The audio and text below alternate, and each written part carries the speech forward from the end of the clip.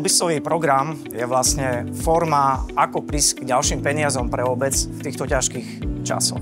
Dôveroval som tomu od začiatku, pretože akcie, ktoré obec vlastní už dlhé roky, nám iba jedenkrát priniesli výnos.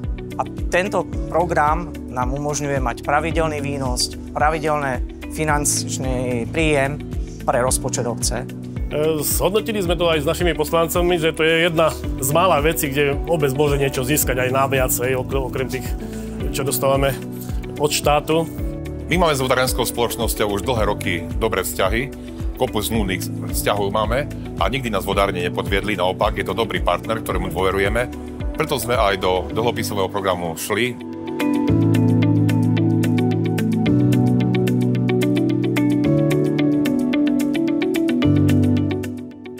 Som momentálne povedal, že nie, že sa rozhodol nestúpiť, ešte stále sme v pozícii, že sa rozhodujeme. Pretože ja ako tú myšlienku podporujem, máme za sebou mnoho stretnutí, debát, vysvetľovania, ale samozrejme o týchto veciach rozhodujú poslanci a tí musia navnímať dôležitosť, vážnosť, ale aj možno tie správne právne argumenty, že takéto rozhodnutie je správne.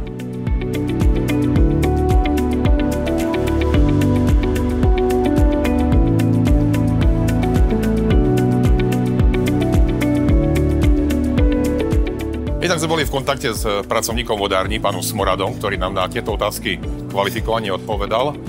A potom držali sme sa aj stanoviska pána docenta Tekeliho, ktorý dlhodobo sa zaoberá komunálnou politikou. Čiže akože negatívami alebo naštátnymi minami sme sa týmto spôsobom vysporiadali. Áno, zachytili sme aj zo strany občanov, aj zo strany niektorých poslancov, ale veľmi dobre to bolo vysvetlené zamestnancami VVS.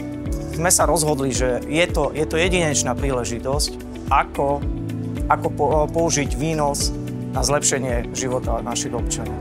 Tak my sme sa vysporiadali tak, že vlastne pohybujem sa medzi kolegami a tak ďalej, takže jedni chceli, druhí nechceli do toho vstupovať.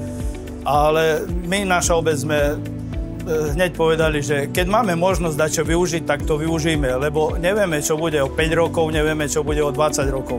Ale tak môžem povedať aj teraz, my sme už tú prvú platbu dostali, čo tí ostatní nám teraz len môžu zavidieť, lebo vidia, že je to pravda a že sme v tom dlhopisovom programe. Zorovna boli aj mesta a nakoľko my sme pri Stropkove 4 kilometre a potom ďalej ostatné mesta sme ukazovali na to, že sú mestské úrady, ktoré majú svojich štáb ľudí, svojich právnikov a keď oni sa do toho neboja ísť a do takého rizika aj idú s väčším obnosom, nie s takým malým počtom akcií, ako máme my.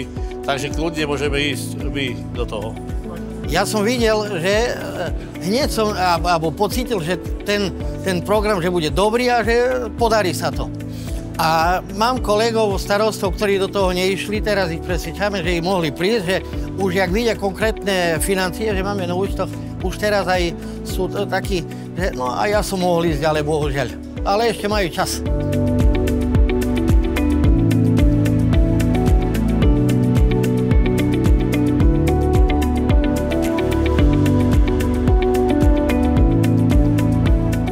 Nie, nenaplnila sa žiadna obava. To, že boli nejaké problémy alebo nejaké informácie potrebné vysvetľovať, stretávať sa ku ním, si myslím, že vieme dneska povedať svedomite, že všetky obavy odpadli a práve aj takéto fórum, ktoré tu je dnes, svedčí o tom, že je nutné presviečať a stále vysvetľovať a ja si myslím, že možno aj po vzore iných miest, ktoré vstúpili, možno aj naše mesto vstúpi.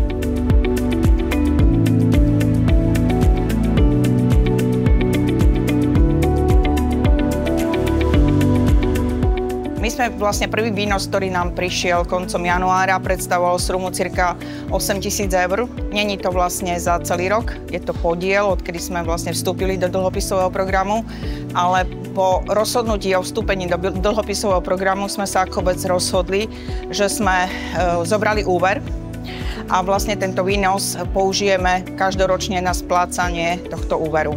Z týchto peňazí sme zrealizovali nové oplotenie cintorína, nový chodník v cintoríne a vybudovali sme športové centrum pre našich občanov. Tohto roku sme dostali 15 000 eur, čiže nie je to malá suma a určite ich nevyužijeme na krytie nejakých prevádzkových nákladov.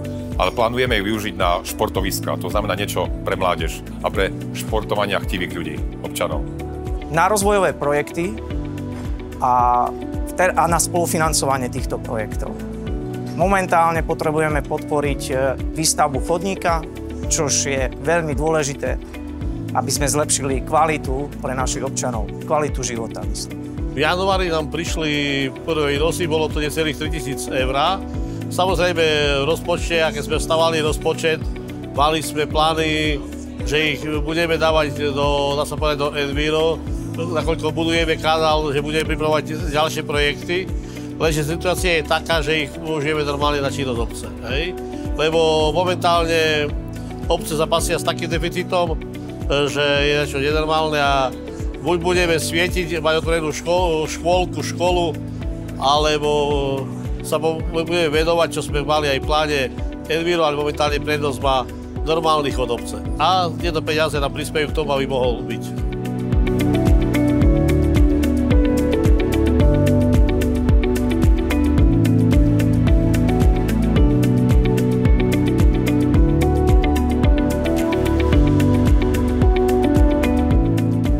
Určite by sme našli využitie týchto peňazí a myslím si, že tu nie je ani starostka, ani starosta, ani primátorka, ani primátor, ktorý môže sa domete povedať, že mu nechýbajú peniaze, tak ako iným aj nám chýbajú peniaze, určite by sme ich použili na akúkoľvek, to je jedno, či nejakú infraštruktúru základnú, alebo akokoľvek projekt, alebo čokoľvek, čo je vhodné pre naše mesto, aby plnilo úlohy pre našich obyvateľov.